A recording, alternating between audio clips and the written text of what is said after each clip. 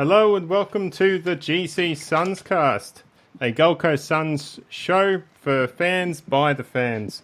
I'm your host Shane, and joining me on the line is Tom. Tom's been very busy this week with all his player profiles, so come and join us, Tom, and tell us how you've been with all that. Yeah, g'day Shane, how you going?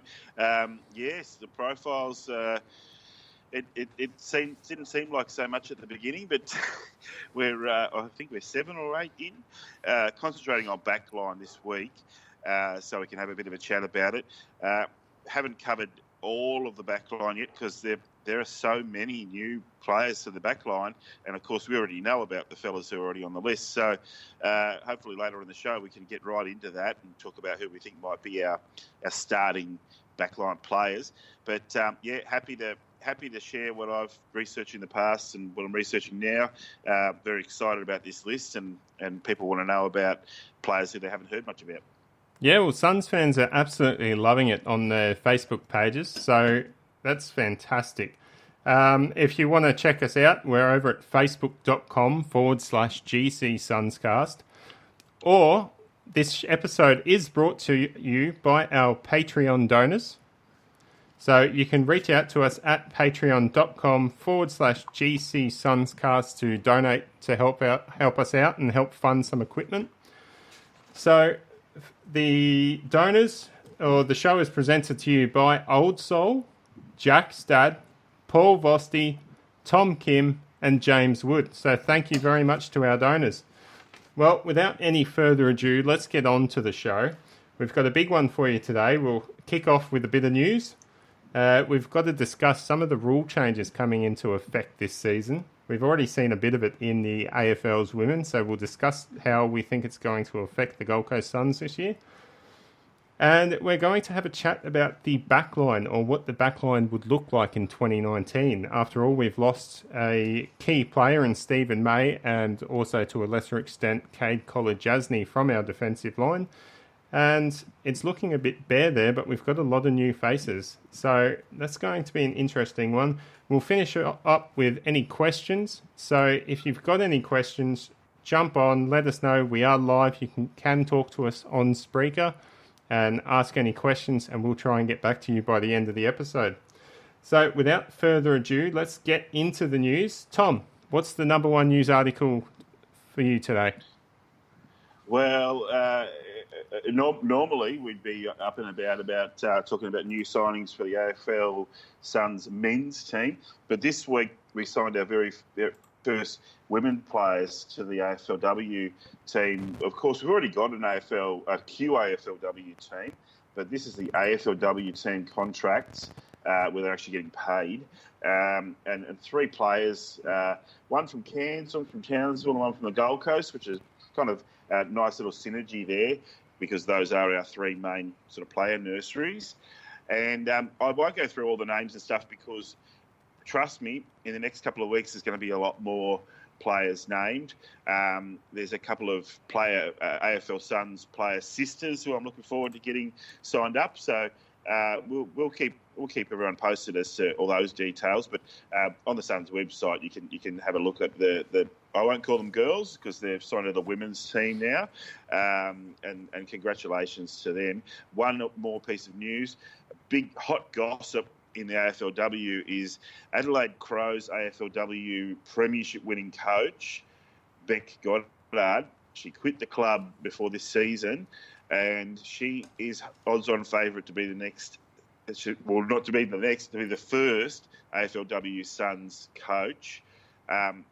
She quit the Crows because they didn't have a pathway to the men's coaching, or the men's team coaching. So that will be what the Suns will have to put on the table to say that she can coach the women's team, but they know that she's looking for an assistant coach job in the AFL men's team.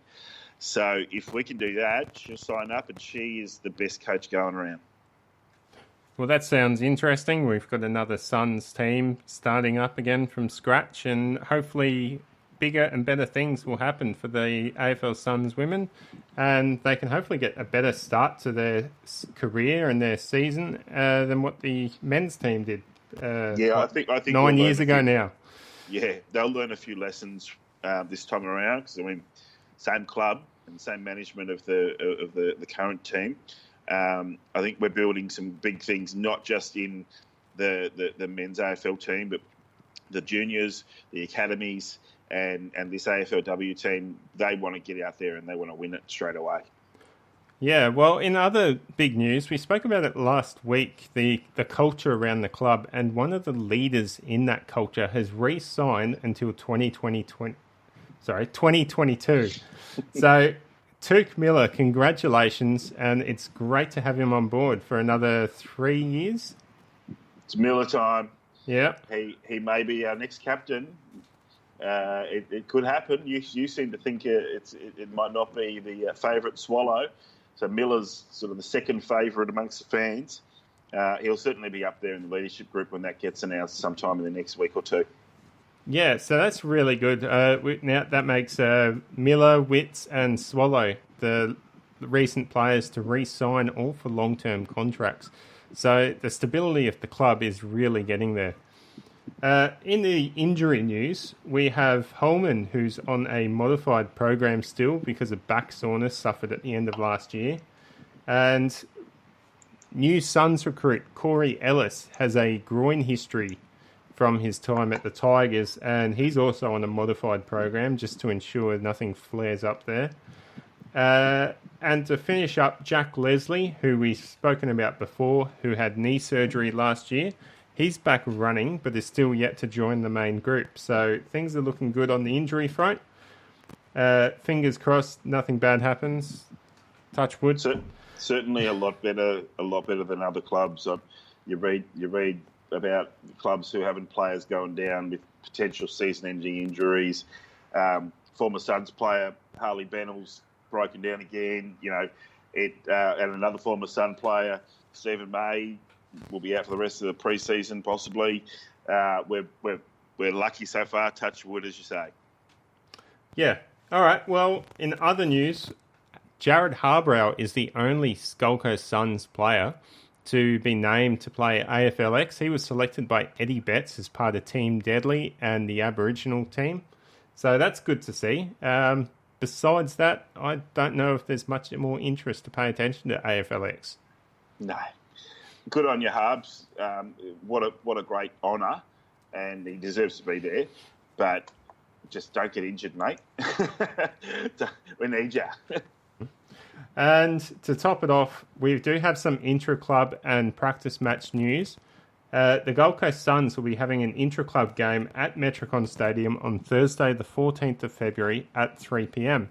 So anyone around the area wants to go and watch the Suns play, have a look at some of the positions, see if anything's different. Let us know how you go. And then on February the 23rd, the Gold Coast Suns will play Brisbane. We believe it's at Metricon as well in another trial match. So the Suns are getting out there, trying to get some match fitness before the JLT kicks off in early March. Yeah, that's terrific. And it'd be very, very interesting at this early stage to see some of those new guys get out there. Last year, of course, we had the AFLX, which we saw some new guys get into action. The first time we got to see Young and Holman get to play. And, of course, Sam Day come back from injury, which is like a new player. This will be a good chance to see these new guys run out in Suns colours for the first time in a competitive game against Brisbane, who, they're our arch rivals, and especially this year, there's a lot on the line when it comes to Brisbane. And how fantastic, though, that they put the, Queensland first, and they've announced that extra practice match, which we're going to need to gel our team. Yeah, as much match fitness as we can get. We're expecting a lot of new players in the side, and we're going to see that as we discuss the backline this episode. And the plan will be to discuss a different position every episode leading up until probably going to be the first round of the season. At this stage, we'll be planning to have a new episode every couple of weeks. So there will always be something to talk about. But one of the big things to talk about this season is the rule changes in the AFL. The biggest one is the 666 rule. For those not familiar with that, essentially every AFL team must have 6 players in the forward line, the defensive line, and the middle of the field at every centre bounce. So included into that, one player, one forward and one defender will be required to stay inside the goal square, and only 4 players will be allowed inside the centre square at the bounce, forcing 2 players, one on the wings, one on each of the wings, to hold back. And that's just going to clear up that congestion. But at the same time, I predict that we're going to see a lot of speed required in the AFL as coaches will look to position their fastest players on the wings and the flanks to come in as hard and fast as they can and provide as much support.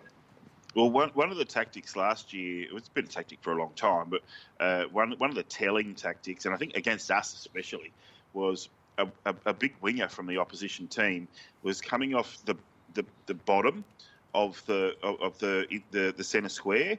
Well, they won't be allowed to do that. They've got to come off the side, and it makes a bit of difference for momentum. You know, if they're managing to get, the opposition's managing to get a 4-on-3. 4-on-3 midfielders outnumbering them and then getting it into attack, you're going to get beaten every time with the winger who's supposed to be manning up, which, you know, they can't exactly follow their opponent everywhere. But in this instance, we're going to see winger on winger manning up on either side of the square, and there's going to be open territory everywhere. It's going to be fantastic. How do you reckon it's going to impact the Suns in particular, Shane? Well, like I just said, the 6-on-6, it's going to force our fastest players, blokes like Murdoch, who is all about speed from everything we've heard since he's come to the club. He's going to be positioned on a half-forward flank, you would think, or half-back flank, actually, from all the rumours floating around. And they're blokes like that are just going to be running in to provide as much support and as much team balance as they can.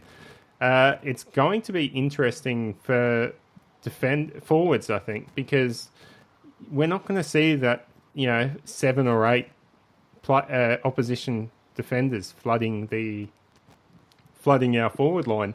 So it will open up and give blokes like 2 Metre Peter and Sam Day, and who knows, maybe Chris Burgess will cement a spot in the forward line, or Jack Lukosius. They're going to have that time and space to work, and on top of that, there's going to be more space at ground level for the superstars coming along, such as Isaac Rankin, to just work his magic. So exactly. It's going to be really interesting. And well, imagine if 2 Metre Peter or Sammy Day is chopping out in the ruck, and perhaps the ratio of first and second ruck might go back to something more like 70% to 30%. Well, if you're doing 30% of the ruck work, you're going to be spending time on the bench, and you're probably going to be wanting to spend time one out in the goal square. Well, if you have to go to the goal square at every bounce, that's like a resting forward. But if the ball comes in and lands on your head, you're going to have the advantage. So, there's a lot of reverting back to the past, back to the old days of a big, burly, full forward who might get on his bike occasionally, but is usually stuck in the forward 50.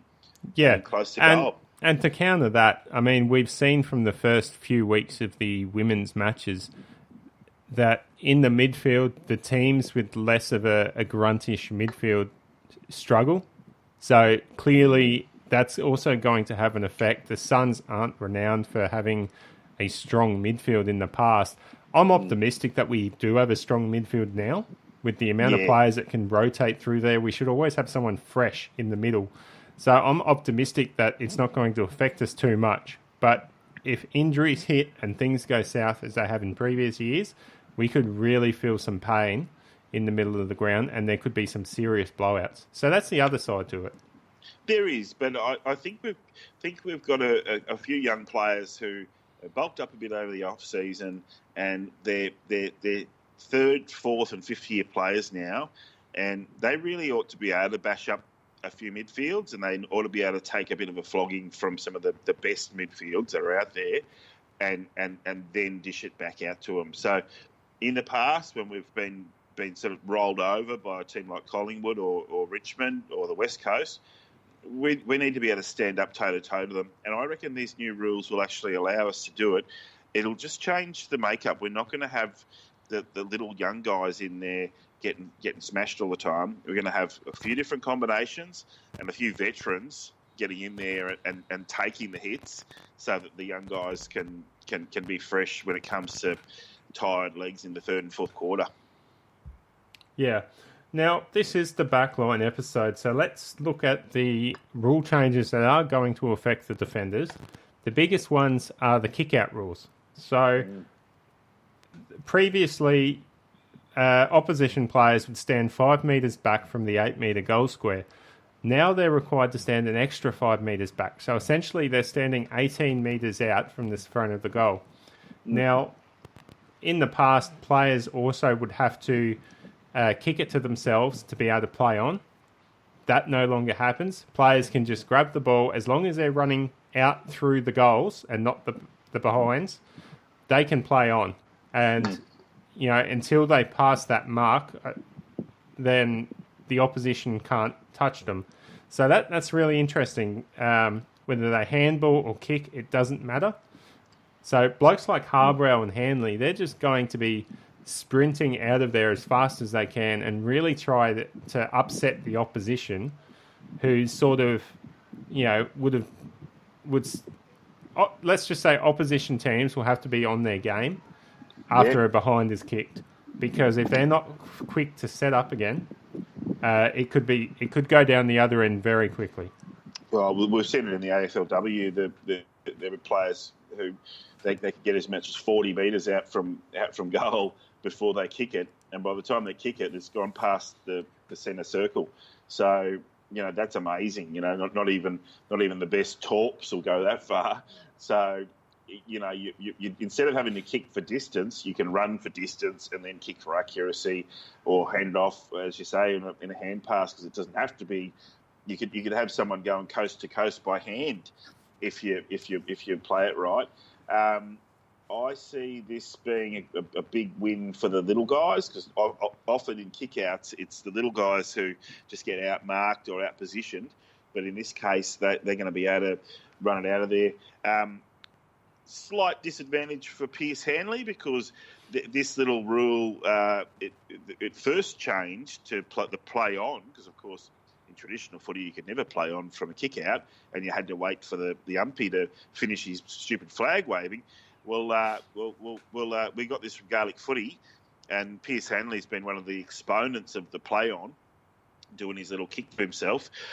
Everyone's kind of learnt it now, but we've seen a few stuff-ups over the years. But it's not necessary. We're now used to the play on. He'll still be one of the best exponents of it, because he's a run and carry player. He'll run, have a couple of bounces. He'll play on. Jesse Joyce is one you didn't mention.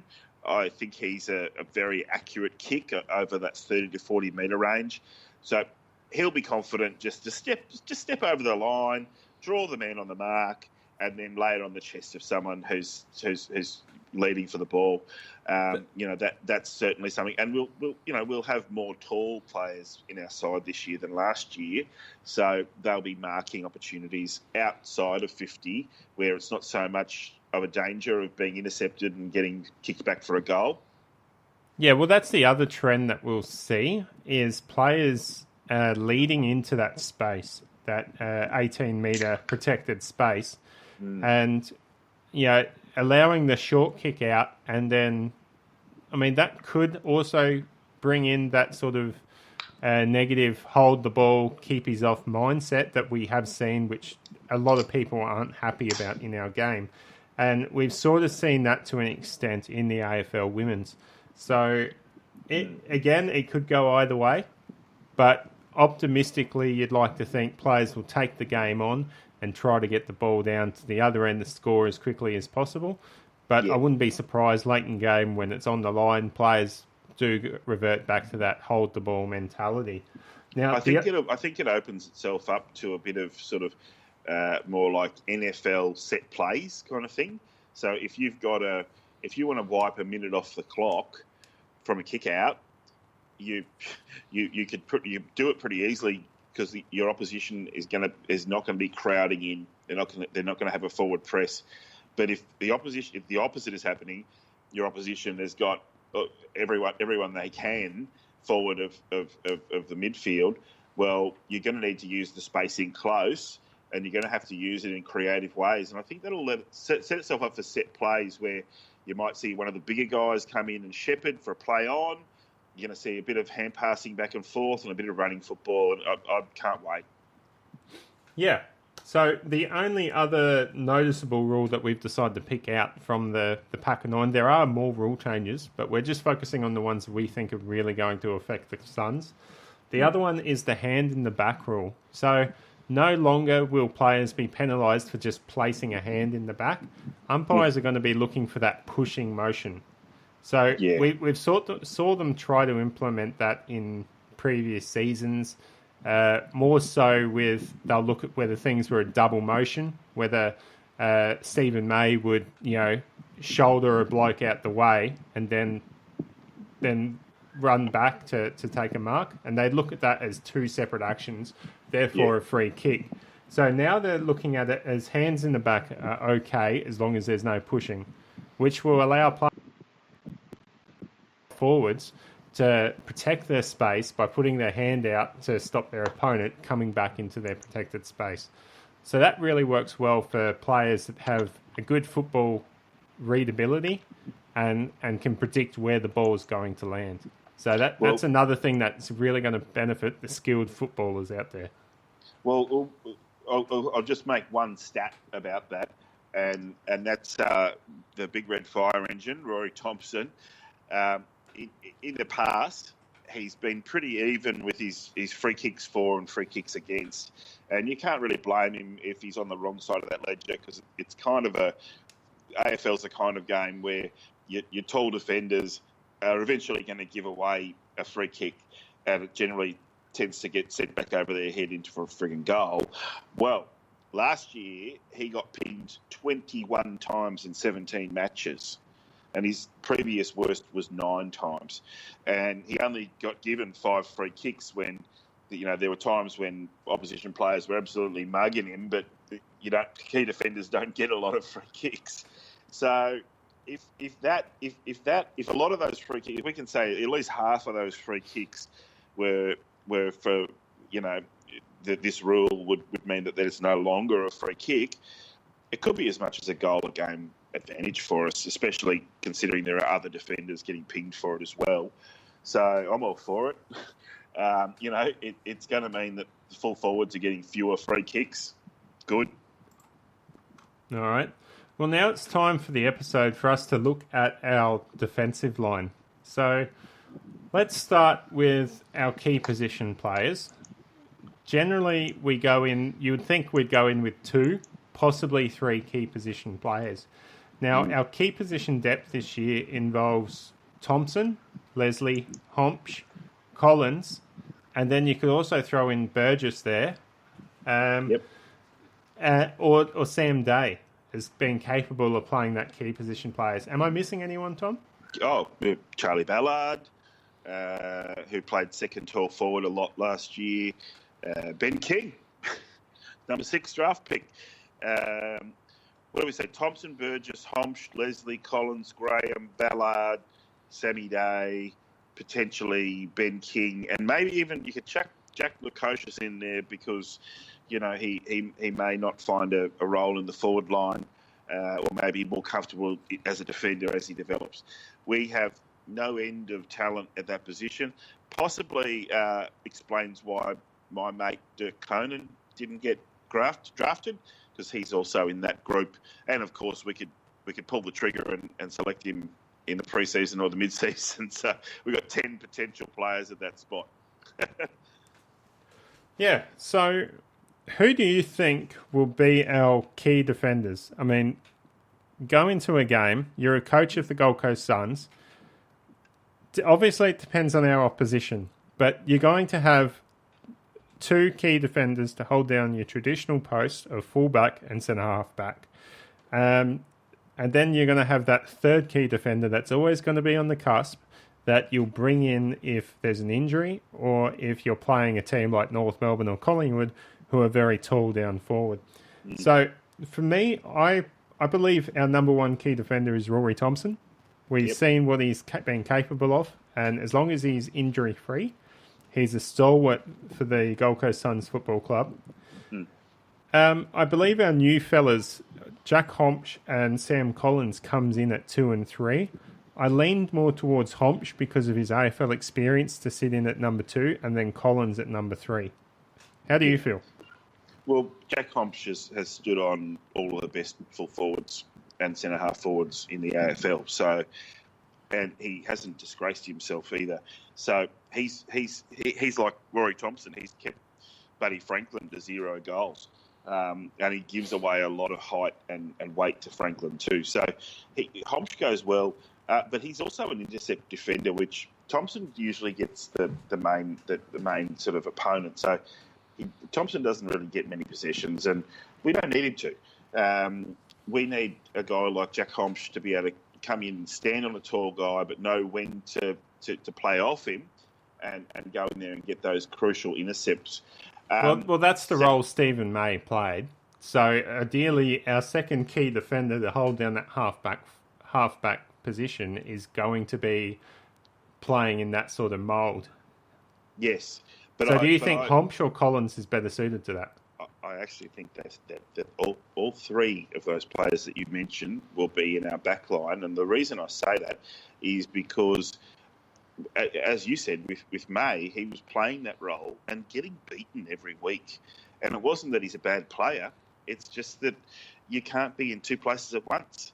So you'd rather have a player who's taller and more heavier and more able to hold their ground than be going with two talls and three sort of small and medium or four small and medium players.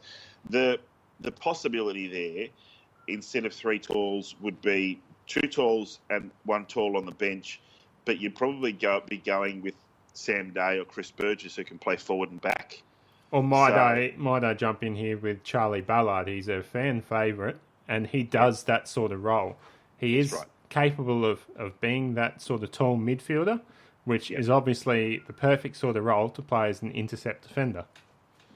Exactly.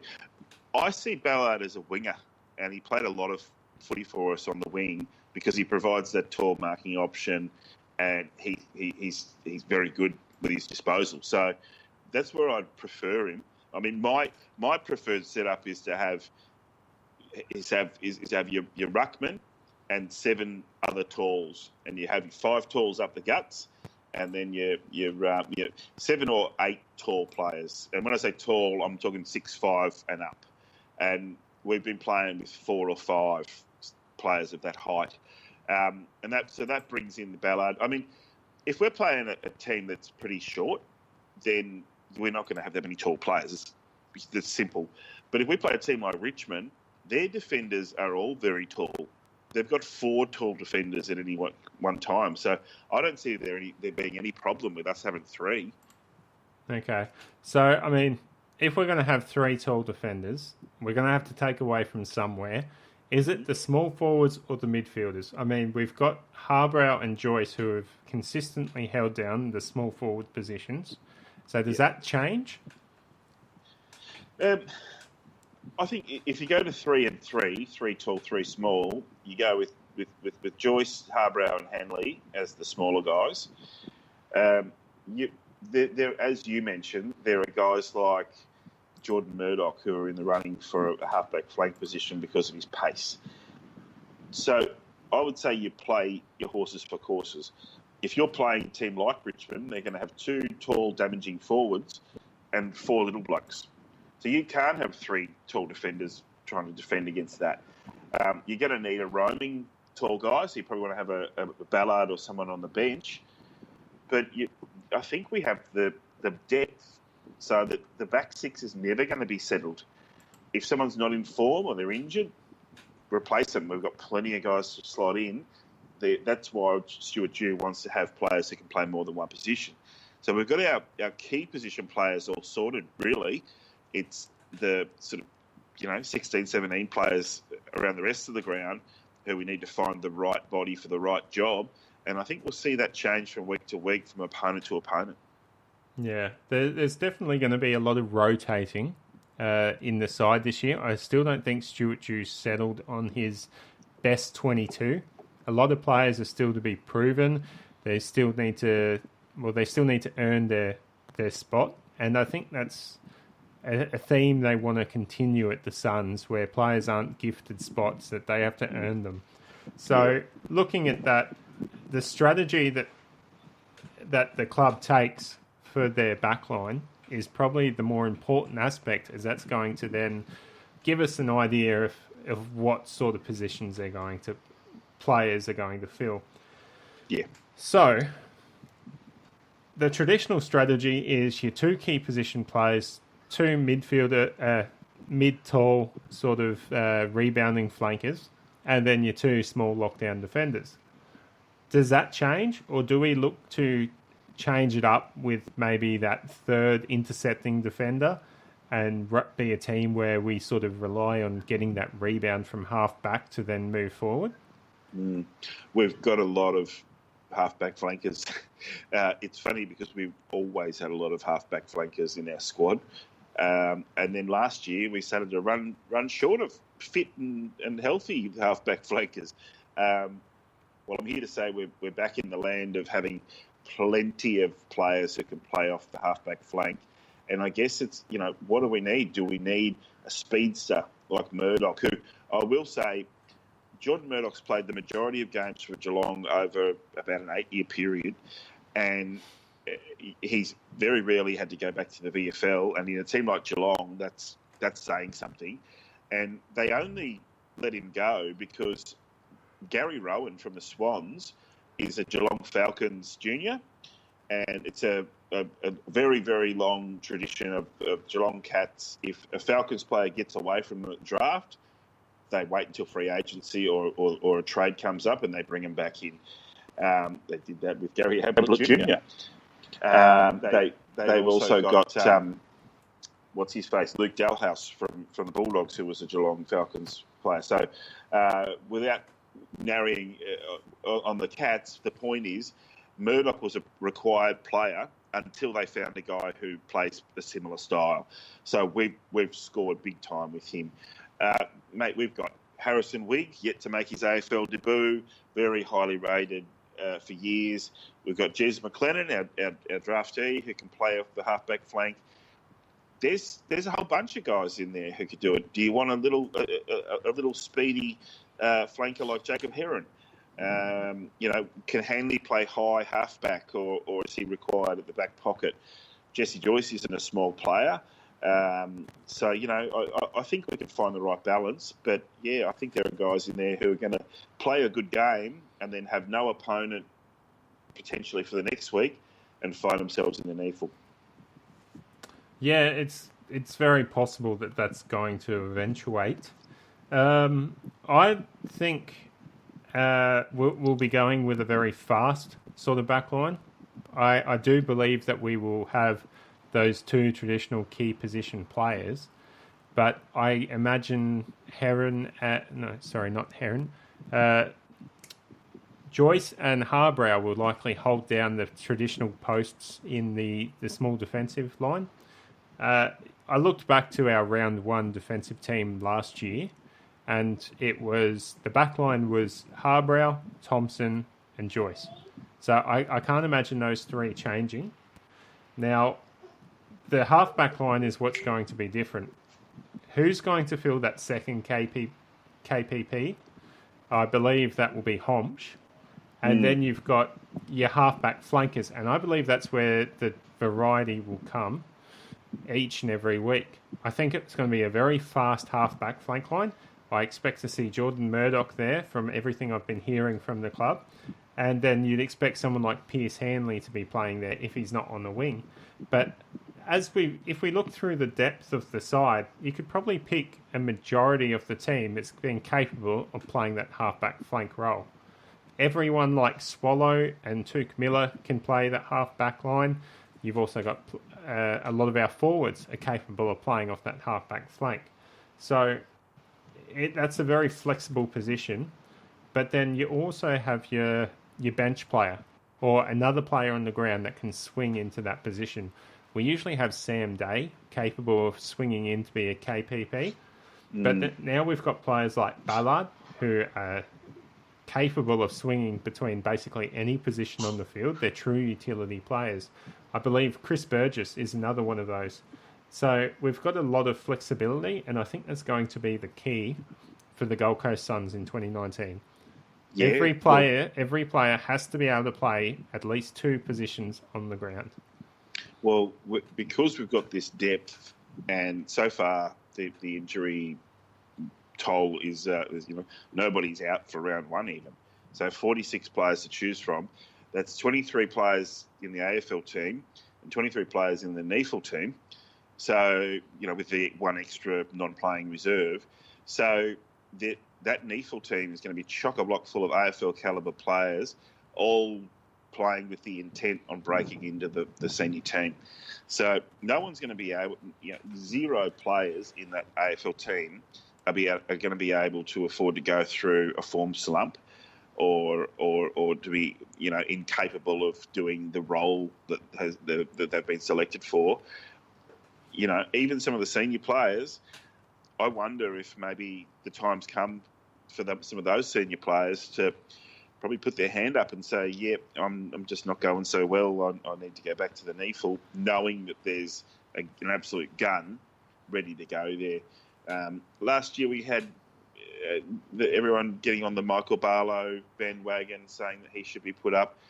I think we've got a much better midfield this time around, and there will be 3 or 4 midfielders knocking on the door.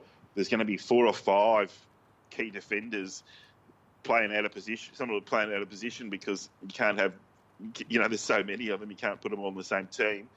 It's just going to be great for the competitiveness of the week in, week out selections. When you have injuries, you have form slumps, you have issues, you have matchup problems, and to be able to change 3 or 4 names on that team sheet every week is a real strength for Dew and the selection panel. Okay. Well, the episode's just about to come to a close, Tom. Are you confident in picking a back 6 right now for a defensive? Yeah. I had Leslie because he's an incumbent, but the injury makes me worry about him, so I haven't put him in there. I have got Rory Thompson, Jack Hompsch as the 2 talls. I have got Charlie Ballard as the 3rd tall, Pierce Hanley, Jared Harbrow and Jesse Joyce as the smaller defenders. And I believe Michael Rischitelli will be on the bench as that 7th defender. I don't think the coaching staff are going to be ready from round 1 to not have a leader like him in the mix. What do you reckon? Yeah, it's a very controversial pick with Rischitelli. A lot of people believe that he's finished and he should be focusing on coaching in the NEFL. Others believe he's still got a little bit more to give on the field, and this AFL team is in desperate need of the experience. So I'm a bit on the fence on it. I don't want to disrespect Rischitelli. He's been a fantastic stalwart for the club. I would suggest that our AFL listeners jump onto our Facebook page if they haven't already and look at the Michael Rischitelli player profile you wrote up earlier in the week. So that will be on our Facebook. Now, before we go, we do have a listener question that we got a couple of weeks back, but just haven't been able to get around to. So this is from the Sun God. He asks, who is the one player the Suns can't afford to lose to injury? Now, this got me really thinking, and I'm going to have to go with Jared Witts. I know I'm a bit of a fanboy for Jared, but I can't help it. I was a ruckman throughout my junior career, and I've just got a thing with ruckmans. I admire them so much, and I don't think Gold Coast have. Shane? How tall exactly are you? You've hinted at 6'5" before. 6'6". There you go. So you are a tall one. I am a tall one. My natural best position, though, was a full forward, pinch hitting in the ruck. I didn't make too many good decisions in the thick of things, and it was best when I could just grab the ball and focus on what's in front of me, and that was the big sticks. It's better than me. I was a back pocket for the Labrador Tigers, and the only time I kicked a goal was when I ran to the wrong end after halftime oranges, and the ball came to me and it didn't quite go through the goal, so I picked it up and kicked it through with no opposition whatsoever. And I think we were already ahead by about 90 points. I agree that Witts is one of those guys, but I'm going to put Jack Martin as the one that we really can't afford to lose, because when we did lose him last year, things didn't go well for us, and he is coming into the best form of his life, of his career, and it's a contract year for him as well. So if he's going well and the Suns are going well, you think he's going to sign up. But yeah, totally agree with you. Witts is invaluable. If he goes down, we're in trouble. Do you think there's anyone else to add to the list? At this stage, no. It took me a while to think about this, but in the end, I just felt we've suffered from having a lot of our key players out in the past, and we've managed to build up players that can fill that role, at least temporarily. I think if Witts goes down, I don't think we've got any option. Nichols, sure, but he's had a bit of a injury history over the last few years, and it's been a couple of years since he's played AFL, so we just don't know how he's going to be able to come back, and definitely not dominate to the extent that Witts has. Witts is also our highest ranked player ratings player, thanks to Champion Data. As far as Jack Martin goes, I think Jack Martin he's certainly a vital asset to the Suns, but he's never cemented down the position and made that position his own, to the point where we don't have anyone that could cover him if he was to get injured. That is the case with Witts. We don't have anyone to cover him. Jack Martin, I feel there's plenty of players that could step up and fill his absence. Yeah, when he's in full stride and getting 20+ possessions, there's just no one in the team as classy. But you're quite right. A ruckman, when there's no real designated solid number two pushing for number one spot, Having said that, we a lot of teams are gearing up to have two ruckmen, so that's something to keep an eye on too. We may actually have a second ruckman in the team who can, build their form up so that if Witts went down. Anyway, I think we're going to run out of time. So yep, we go. It's almost time to go. So just before we go, I'd like to thank our listeners for tuning in, as always, and thanks to everyone that's jumped onto our Facebook page, given us a like and a follow. We're over 100 followers, so that's just fantastic. You can jump on our Patreon and help support us, as our Patreon donors have: Old Soul, Jack's Dad, Paul Vosti, Tom Kim, and James Wood, over at patreon.com/GCSUNScast. Obviously, we're on Facebook.com as well, facebook.com/GCSUNScast. And if you missed the episode, you want to find a way to listen back to it, you can search GC Sunscast at YouTube and check us out on there, or over at SoundCloud and get the RSS feed to download it to your device, whatever you're using, and listen to us whenever it suits you. So to finish up, I'd like to thank you, Tom, for coming on board, and thanks to our listeners for joining in. Go Suns! Go Suns!